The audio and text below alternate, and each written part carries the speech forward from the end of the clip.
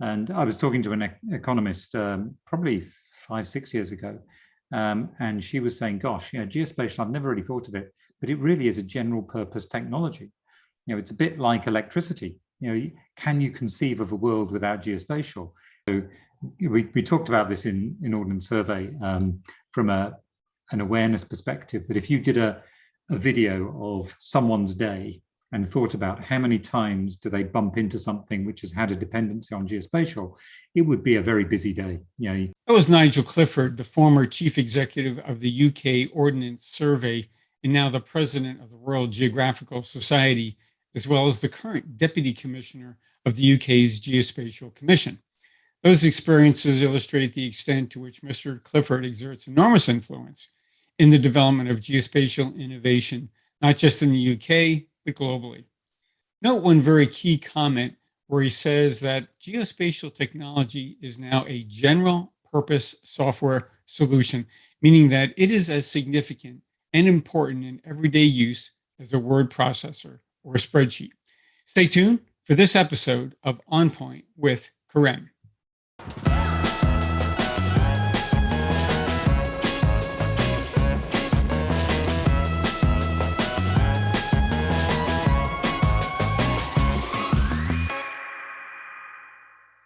Well, great. Thanks again, Nigel. I really appreciate the time. Let me just start with an overview of the UK Geospatial Commission and within the UK government and how it got started and what your role is in it. Sure. So the Geospatial Commission was set up in 2018. It is officially an independent expert committee responsible for setting the UK's geospatial strategy and also coordinating public sector geospatial activity. We can talk a bit more about the the component partner bodies which are within its remit. But its overall aim is to unlock economic, social, environmental opportunities which are offered by location data, and also boost our, the UK's overall global position when it comes to location expertise. So it's been up and running now for 3.5-4 years, and it's a really exciting time. And I think the Geospatial Commission has had a good couple of years of making a difference. So both in terms of promoting location data as a good and as a definitely a dimension that should be taken into consideration in policy discussions. But also in terms of participating in innovation competitions, looking at the ethics of data. So it's a significant consideration when individuals are thinking about revealing location data alongside other data, and also interacting with partners across the globe. So I think it's been a really interesting thing to be part of. I first came into contact with the concept of the Geospatial Commission when I was at Ordnance Survey, and leading that, one of the things that was almost a gap which the Geospatial Commission is filling is, how does one organization have a conversation with something as large and disparate as government? Because government isn't a singular noun, it covers many, many different departments. And so the early conversations were about the potential for geospatial and looking at the economic good, both in public and private centres, that could come from better use of geospatial and driving geospatial innovation, but also how do we coordinate and provide consistent messages into key departments or key organisations that are servicing the geospatial infrastructure for the UK. So that's Ordnance Survey, Land Registry, Hydrographic Office, Geological Survey, Coal Authority, and the Valuation Office. So those were the kind of the green shoots that eventually took hold and created the Geospatial Commission. And I'm one of the commissioners, the deputy chair for the Geospatial Commission. How does that work today with the coordination between the Commission and the Ordnance Survey? You've had the opportunity to be with both bodies. The Commission's a relatively new organization. I'm curious how the reception has been between and the coordination thereof, and maybe the advice you're able to give to those organizations? Yeah, good point. I think go back to what I was just saying. There is a realization or a recognition that at the most basic level, we are able to coordinate and provide some concerted signals for the Ordnance Survey in terms of priorities and what the public sector is going to be looking for, how data might evolve, how services might evolve. And we can do that in 2 or 3 ways. The most mechanical, I guess, is through contract. So the Geospatial Commission holds the public sector geospatial agreement with the Ordnance Survey, which is the contract between the public sector and Ordnance Survey to provide funds and also specify outcomes of use to the public sector. So we have a very significant contract with Ordnance Survey, which we have refreshed in the last 18 months to introduce new standards and new data points to be collected. So that's kind of the most mechanical. The kind of the more subtle and more routine is just conversation. So we will have, they participate in the commission meetings. They are one of what we call the Geo6. So they have a very close affinity with the Geospatial Commission and the thoughts and papers which are being created. And in some cases, they participate in the outcomes as well. So if I take a specific example, one of the roles of the Geospatial Commission is spotting gaps. So gaps where there's either market failure or where there's an anticipated demand which hasn't yet found a supplier. And the best example, I think, is underground assets, where we've got Ordnance Survey skimming along the top. We've got the Geological Survey deeper underground. And then we've got this pesky, anthropological layer, which is what we've created in between. So all the pipes and facilities that are serving our daily lives. And that had never really been the focus of a singular body or provided in a singular way. So we created a test program to see whether it was possible to get ostensibly competing bodies to share their data for the greater good of the greater number. And returning to your question about how do you get to work with the Ordnance Survey, they were one of the bodies that we partnered with to go through one of the trials. So we had a trial in the north of England, trial in London, and Ordnance Survey were part of those trials. So they can also be included and be a strong player in innovation across the Geospatial Commission's waterfront. That's an interesting way to stratify the view of geospatial data, right, between Geological Survey, Ordnance Survey, and the I guess man-made. Yeah, right.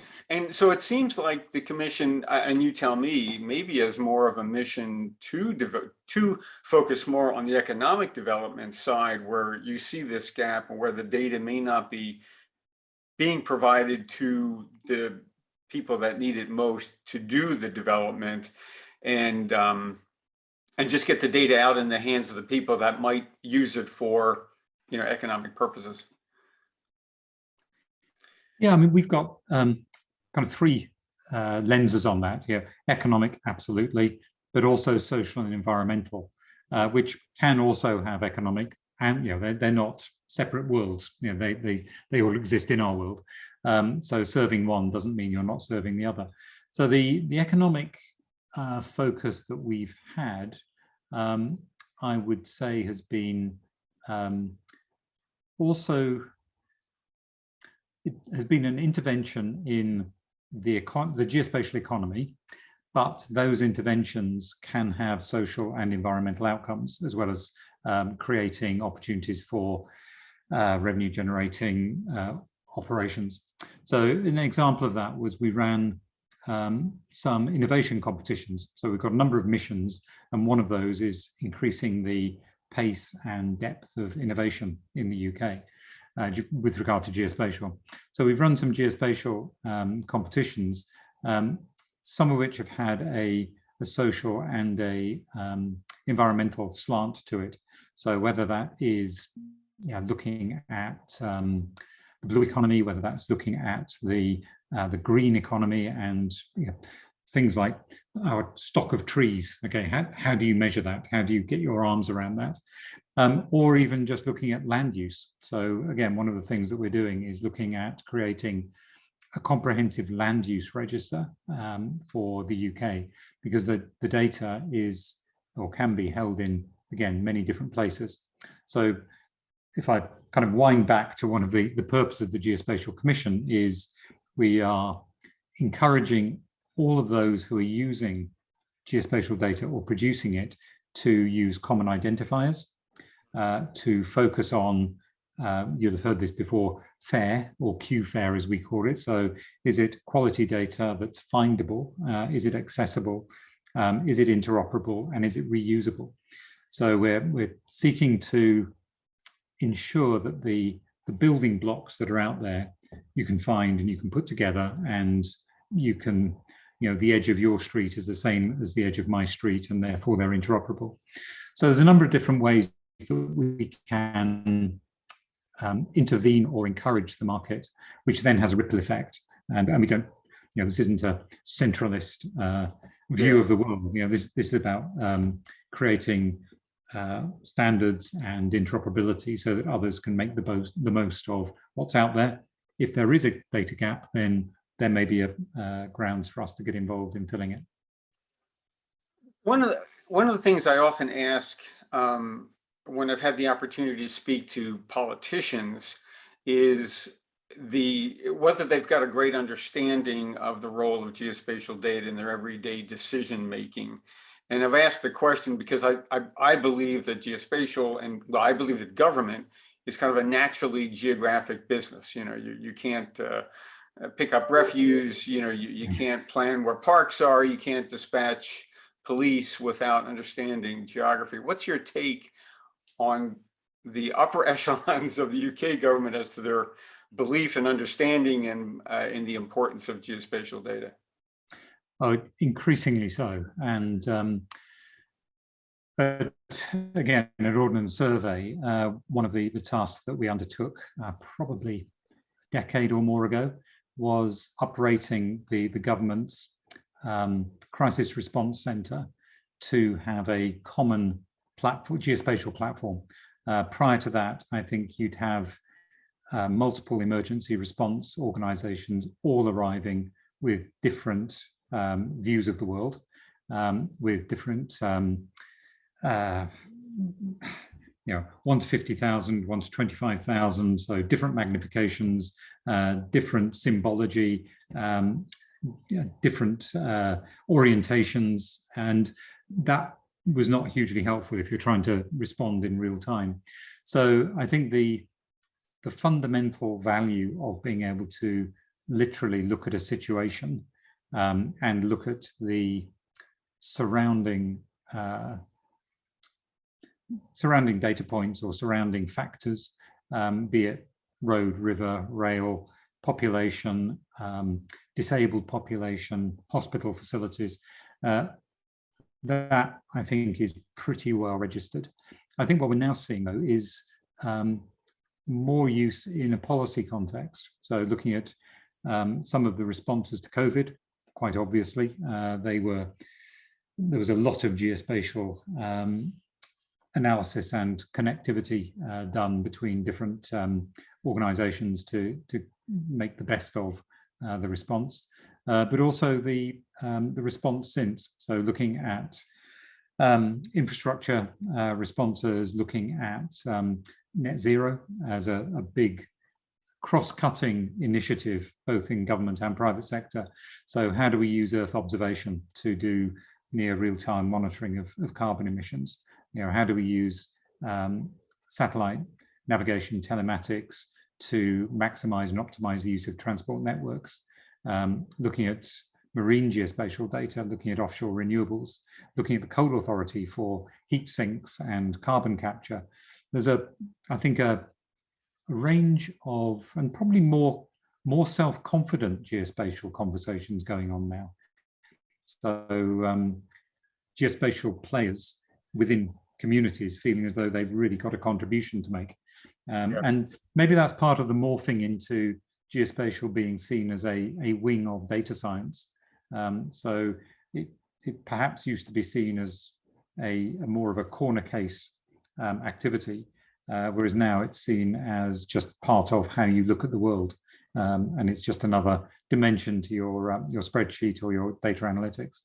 Yeah, so that's an interesting point to pick up on, because I think what we're seeing in industry is a radical change in how geospatial data is perceived in the broader IT infrastructure, and whether that's now more integrated into whatever you want to call it, mainstream computing, mainstream analytics.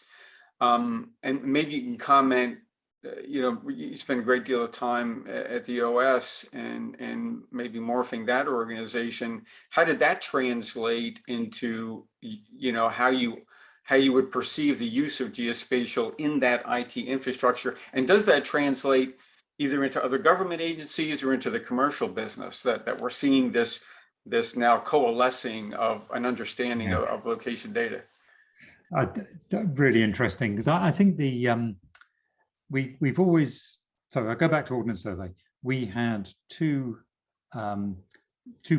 three points of service. We serviced the individual who wanted to use geospatial in their leisure activities. We serviced government, and that was a multiplicity of use cases. And then we also serviced industry, so commerce.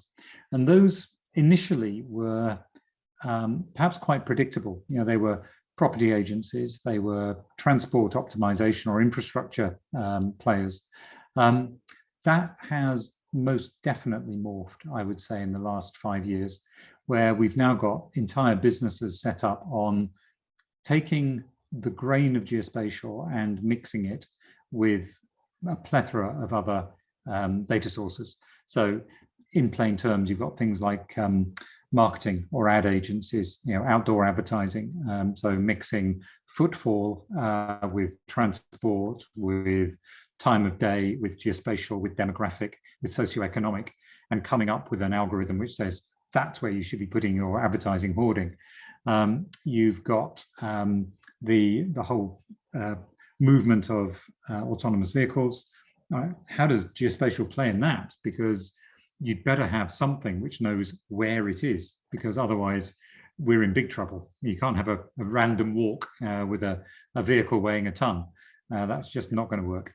So I think there's now more solutions being found which have got a geospatial germ within them. And the interesting thing is whether that is well recognized, because I think there is I don't know whether this is welcome or unwelcome. There is a feeling of, well, yeah, it's all data, and I take socioeconomic data, I take crime data, I take housing price data. Oh, and by the way, I also take A, B, or X, Y, Z data points from geospatial. So on the one hand, you think, oh, does that mean we're not special anymore? But on the other hand, you say, well, the price of that is fame. You're actually now getting into more places, which maybe you weren't before. Do you perceive that as a response to what we've seen in industry, like Uber and other companies that don't literally exist without geospatial data, as well as what we did see during COVID, which was this recognition that is vitally important to be able to track the virus, to be able to track vaccinations in the general population? How does that translate? Maybe if you could, look into the crystal ball 5 years from now and going, you know what? We really did see that benefit, and I see it in so many other areas, either, again, for economic development or whether it's for better planning. Well, I think we've always thought that geospatial was great for planning. Maybe now there's more of a heightened awareness than perhaps there was 2 years ago. Yeah, and I don't know whether there are any. I'm just trying to think whether there's any analogues with other disciplines or professions where there's this crossing of the Rubicon from it being a craft which is held and utilized in a very narrow sense to something which is now more of a diaspora. And I was talking to an economist probably 5-6 years ago, and she was saying, gosh, geospatial, I've never really thought of it, but it really is a general purpose technology. It's a bit like electricity. Can you conceive of a world without geospatial? And yet if you'd asked her, just talk to me about your use of geospatial, she'd have gone, oh, well, maybe I go rambling every so often, or I've got a GPS in my car. And all of a sudden she was beginning to realize that, well, very little happens without it having a coordinate attached to it. So we talked about this in Ordnance Survey from an awareness perspective, that if you did a video of someone's day and thought about how many times do they bump into something which has had a dependency on geospatial, it would be a very busy day. You get up in the morning in your house that's been, it is your house because there's a land register which says it's your house, because, and those are the coordinates. You go downstairs and switch on the kettle that's been delivered by Amazon, who's had to find your house, and it's being powered by electricity, which had to be laid to your house. So, I won't go on because it's so obvious. And yet people just blow by the fact that, crikey, I never realized all of those things were made able. I'm smiling because I have to say that when we met a few years ago, and you said, when you made this comment that geospatial is a general purpose technology, I have stolen that phrase. I've given you adequate credit because I used that in one of my slides. And I don't think that there is this recognition that it is like a word processor, like a spreadsheet. And that's what I like. And I think that's what you likened it to as well. It's that this common operating general purpose thing that you can't do without every day, if you think about it. Yeah, and to be fair, that was one of the things which stimulated the setting up of the Geospatial Commission, was a realization that this was a fantastic technology that should be better used and should be picked up and really driven to make the best. Particularly as in the UK, there's a perception that we've got some good foundations, and that we're building from strength, and we can, if we make the right connections and we have the right standards and operating protocols, then 1 + 1 can equal 5. And we've seen that with some of the mobility activity, where we've got university departments, we've got private sector, we've got geospatial institutions multinationally coming together to create something that had never existed before. So people like Oxbotica, just up the road in Oxford, are an example of that. Wow, that's great to hear. Well, so I guess I'll leave our conversation there, Nigel. It's just fantastic to speak to you and get your perspective. So I really appreciate your time, and thanks for doing this. Great pleasure. Thanks again for joining us on another On Point with Korem. And if you like today's podcast, please leave a comment in the comment box where this podcast is posted, which could be Apple Podcasts, Google Podcasts, Spotify, or YouTube. I hope you'll join us next time for another On Point with Korem, where we'll get on point.